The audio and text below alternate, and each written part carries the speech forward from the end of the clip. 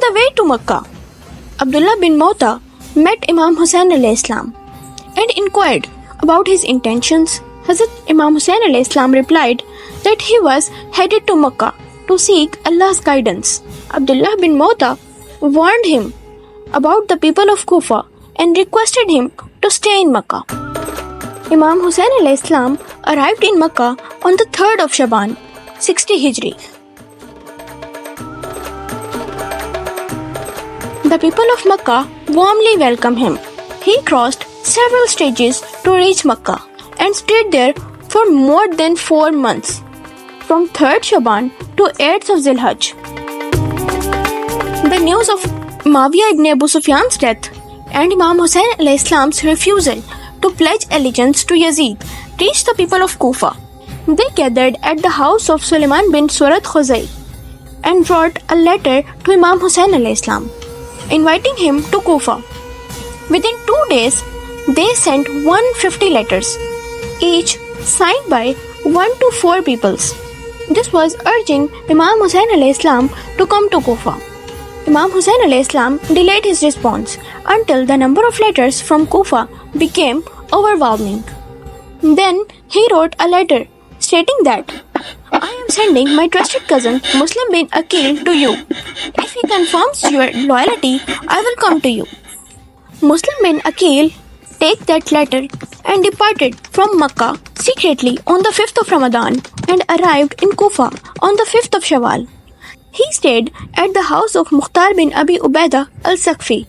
As news of his arrival spread, people began to visit him. Muslim bin Aqil read Imam Hussain alayhi salam's letter to the people of Kufa and began collecting the pledge of allegiance. Thousands pledged their support, with estimate ranging from 12,000 to 30,000 peoples. When Yazid bin Muawiyah learned about the allegiance to Imam Hussain alayhi salam and the leniency shown by Nu'man bin Bashir, the governor of Kufa, at that time he removed Nu'man bin Bashir from governance and appointed the accursed Ubaidullah bin Ziyad as the governor of Kufa. Upon arriving in Kufa, Ubaidullah bin Ziyad initiated searches for those who pledged allegiance to Imam Hussain alayhi salam, intimidated terrible leaders, and began to arrest and kill people.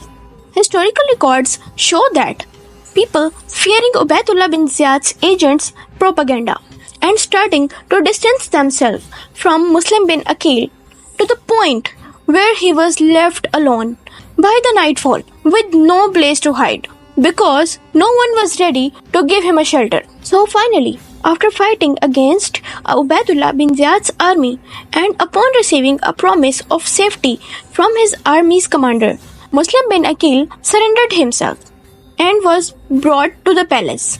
Ubaidullah bin Ziyad disregarded the safety assurance and ordered to be murdered Muslim bin Aqil. Before his martyrdom, Muslim bin Aqil sent a letter to Imam Hussain alayhi salam urging him to come to Kufa as people had pledged their allegiance.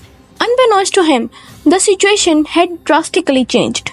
But Imam Hussain alayhi salam also received the news of Muslim bin Aqil's martyrdom and the changing situation in Kufa. Despite the danger, he remained resolute in his mission to stand against tyranny and uphold justice. His journey to Makkah had now taken a more perilous turn, but his faith in Allah and commitment to his cause remained unwavering.